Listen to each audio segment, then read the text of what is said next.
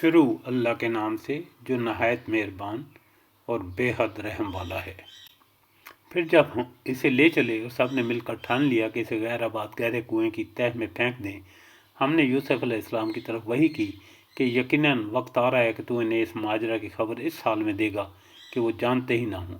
اور عشاء کے وقت وہ سب اپنے باپ کے پاس روتے ہوئے پہنچے اور کہنے لگے کہ ابا جان، ہم تو آپس میں دوڑ میں لگ گئے اور یوسف کو سامان کے پاس چھوڑا، بس اسے بھیڑیا کھا گیا۔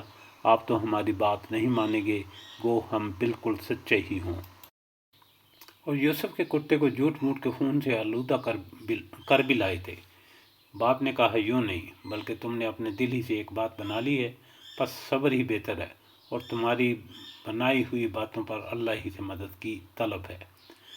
ایک قافلہ آیا، انہوں نے پانی لانے والے کو بھیجا، اس نے اپنا ڈول لٹکا دیا، کہنے لگا، واہ واہ، خوشی کی بات ہے، یہ تو ایک لڑکا ہے۔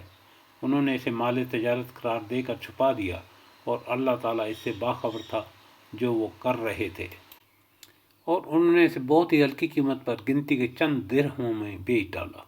وہ تو یوسف کے بارے میں بہت ہی بے رغبت تھے۔